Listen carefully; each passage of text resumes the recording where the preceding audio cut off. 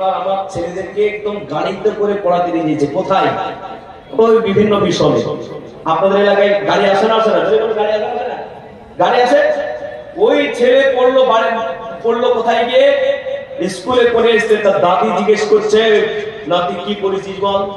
বলে আমি আতা গাছে, তোতা পাখি, ডালিম গাছে, মৌ সব পড়ে নিয়েছি।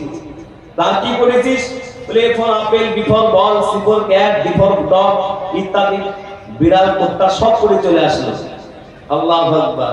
সেই ছেলে এবার আপনার দাদু বলছে আমি ইংলিশ বুঝি না, তো একটু বাংলা বল। তাহলে বাংলাতে বলছে আতা গাছে, তোতা পাখি, ডালিম গাছে, মৌ, হীরা দাদার লড়বেড়ে ঠাকুর দাদার বউ। ঠাকুর শিখে দিল।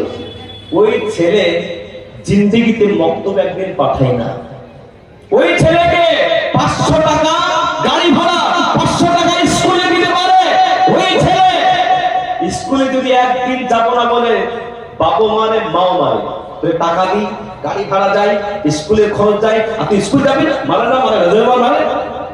কিন্তু অনেকজনকে আমি বলেছি, বাবজি আপনার ছেলেটা আসরের পরে ফ্রিতে মৌলানা সাহেব মসজিদে ফ্রিতে পড়ায়, একটু যাবেন? 50-100 দিলেই তো হয়। ইমাম সাহেব মানুষ হোক বা আসরের পরে তো কোরআনটা শিখাবে বাবা। কিন্তু এই কোরআন শেখার জন্য যাই না।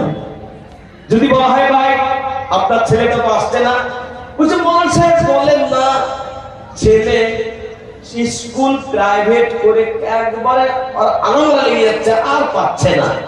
মানে কোরআন পড়ার সময় ও ছেলে